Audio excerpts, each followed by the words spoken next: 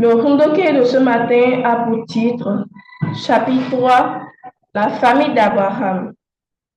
1. L'appel d'Abraham. Le représentant des 1600 ans échoua dans le fondement de substance à cause de l'échec de Ham. Le nombre 4 et les 10 générations furent perdues. C'est pourquoi Abraham fut appelé 10 générations ou 400 ans après Noé. Plus un homme vit longtemps, plus Satan a de chances de l'attaquer. Pour cela, Dieu réduisit la durée de vie de l'homme et appela Abraham comme père de foi. La famille d'Abraham vivait de la fabrication et du commerce d'idoles. Il comprit que le métier de son père ne faisait pas de bien aux gens. Il voyait les gens vénérer les idoles et ressentait un certain rejet envers son père. Dieu appela Abraham depuis cette famille. Dieu l'appela comme homme d'indominité. Tout comme Satan avait accusé Ham que Dieu aimait, il appela Abraham que Satan aimait. Abraham fut appelé à être père de foi et homme d'indominité sur le fondement de foi établi par Abel et Ham. C'est la fin de la lecture. Apprécions ensemble la parole des vrais parents. Merci beaucoup, famille, pour votre attention. À présent, nous allons recevoir ensemble Papa Guy pour son commentaire.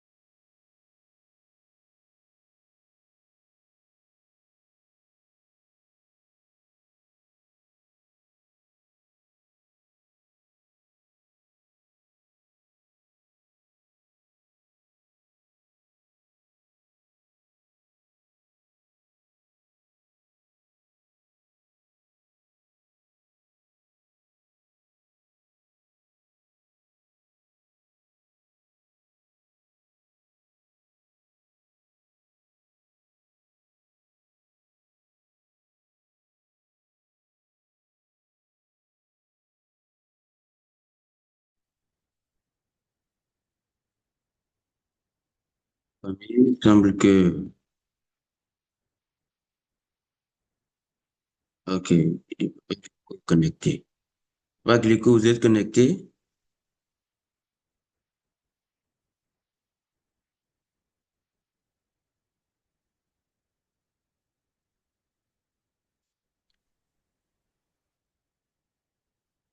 Ok.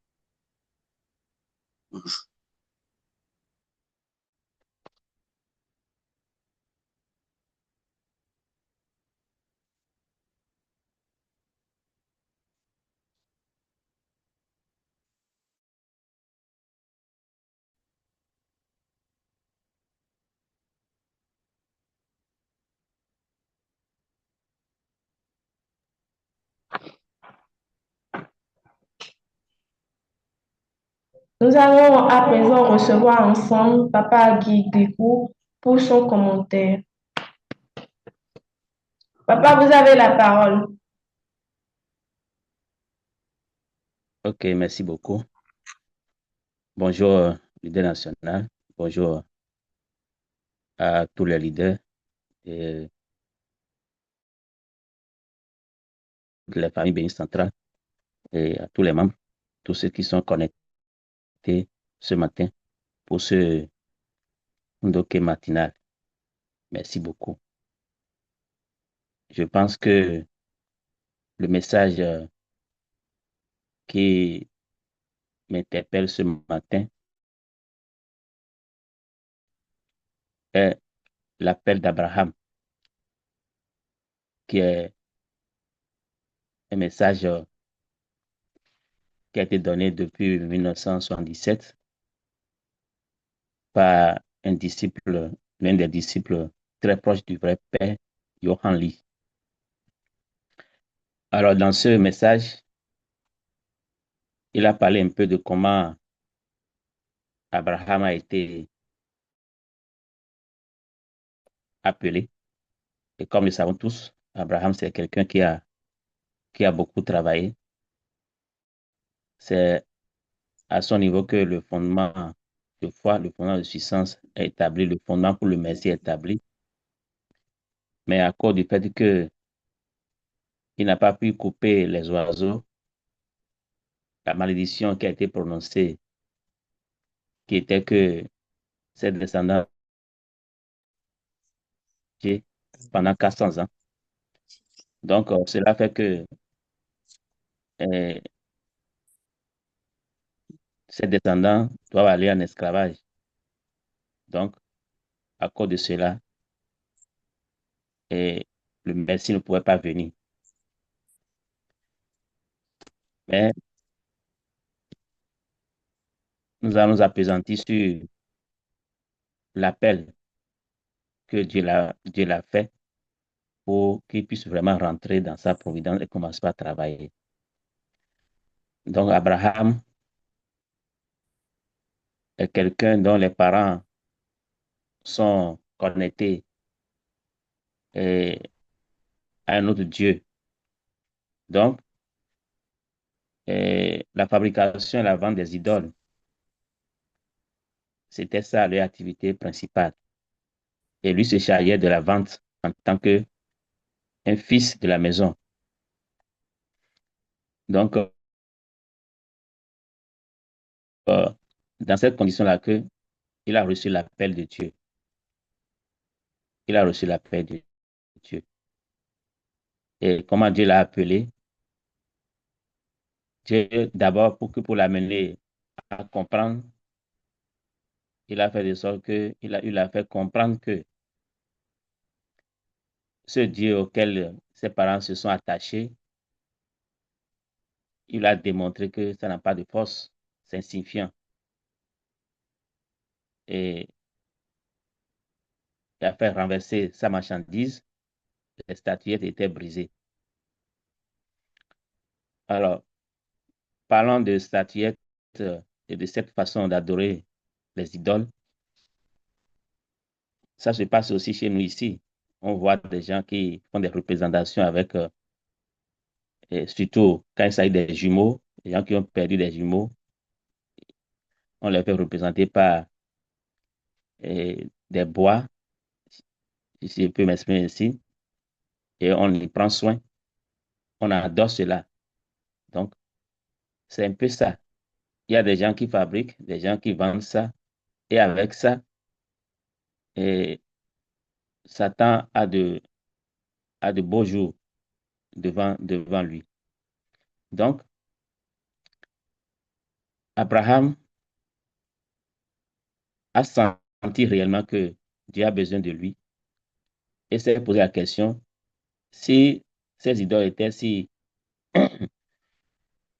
fortes au point de sauver l'homme, il ne pourrait pas se briser comme ça. Donc, cela a causé un déclic dans son cœur. Et c'est comme ça qu'il a totalement banalisé ces idoles-là et a commencé à suivre la voie de Dieu. Et nous avons vu tout ce qu'il a fait. Nous avons vu tout ce qu'il a fait. Et ce voyez. Donc, parfois, ce n'est pas des gens qui se disent, comment dire, chrétiens.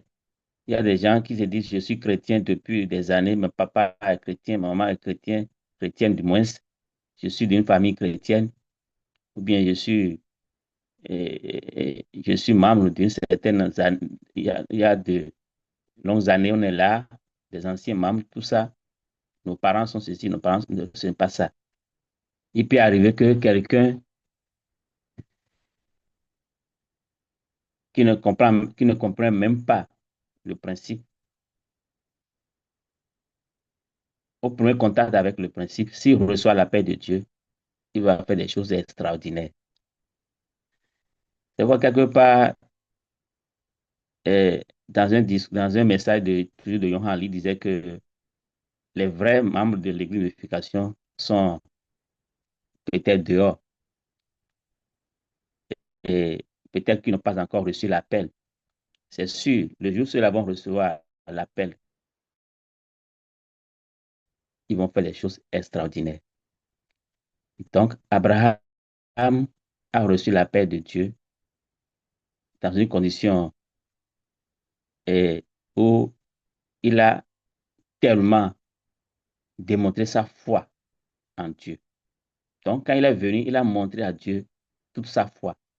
Et c'est ça qui l'a amené à accepter de sacrifier son fils Isaac, le seul qu'il a. Donc, nous avons étudié tout ça dans le principe. Isaac, ce que ça veut dire, c'est ce que nous avons de plus cher. Donc, Abraham nous a donné cet exemple-là. Comment on peut sacrifier ce qu'on a de plus cher pour Dieu. Et c'est une façon pour lui de démontrer sa foi envers Dieu. À toute occasion, il a toujours montré sa foi en Dieu. Il avait effectué un voyage en Égypte au contact du roi Pharaon. Quand Pharaon a vu sa femme, ça l'a plu. Mais avant d'aller là-bas, connaissant très bien les hommes déchus, comment ça se passe, il a dit à sa femme, arrivé là-bas, il faut dire que je suis ton frère. Et c'est ce que la femme a fait. Mais arrivé en Égypte, effectivement, Pharaon a voulu abuser de la femme, mais ça n'a pas marché. Donc, Dieu a intervenu pour empêcher Abraham de commettre un tel forfait. Et c'est après que Pharaon, du moins, de commettre un tel forfait. Et c'est après que lui-même, il s'est approché d'Abraham pour dire, mais c'est ta femme et tu me dis que c'est ta soeur. Il dit, mais s'il ne disait pas ça, que les gens allaient le tuer pour prendre sa femme. Donc, il a utilisé toutes ces stratégies-là pour démontrer sa foi en Dieu. En disant ça, il sait que quand la femme va se retrouver dans n'importe quelle condition, Dieu peut le sauver. Il a continué comme ça avec un autre roi aussi qui a déposé un regard défavorable sur sa femme et Dieu l'a sauvé également. Donc, quand on se donne à Dieu avec toute sa foi, tout son cœur, et d'ailleurs notre Père nous a appris ça, amour absolu, obéissance absolue, la foi absolue, amour absolu et obéissance absolue. Donc, Abraham a fait preuve de ces trois éléments-là et a démontré que avec Dieu, quand on a la foi, tout est, Dieu protège toujours et Dieu l'a toujours protégé. Donc, et c'est ce que nous devons retenir. Nous devons savoir que si Dieu nous appelle, nous devons abandonner tout et le suivre et avoir totalement foi en lui et agir toujours comme cela. Et quand nous voit que nous sommes totalement connectés à lui, il ne nous laissera jamais. Il va toujours nous protéger. Je pense que nous n'avons pas assez de temps. Je vais juste m'en arrêter là pour nous dire que la foi réelle est en train de manquer dans notre environnement spirituel. On fait les choses parce qu'on nous demande de le faire. Ou bien nous voulons le faire pour se faire voir, pour se faire connaître. Alors que la Bible a dit, ce que la main gauche fait, la main droite ne doit pas savoir. Donc, nous devons vraiment reprendre au sérieux notre vie de foi. Et le message de Johan Lee, ça m'a surpris quand on a commencé ce service matinal avec les messages d'ancien temps, parce que de nos jours, les messages qu'on utilise souvent, c'est les paroles de la vraie mère pour la plupart, elles se voient. Donc, depuis ce temps, je me pose la question, je me pose la question de tout comprendre de savoir que réellement, nous avons un problème de foi. Nous sommes confrontés à un problème de foi à tous les niveaux, au niveau de l'Église. Donc, la vraie foi est en train de déserter le forum, comme l'a dit l'autre. Je pense que nous devons vraiment reprendre avec la foi absolue, l'obéissance absolue et l'amour absolu. Je vais m'en arrêter là et vous dire, et nous souhaiter tous une agréable journée et à tout à l'heure pour notre inauguration de la station Chiron de Calavi. Merci beaucoup.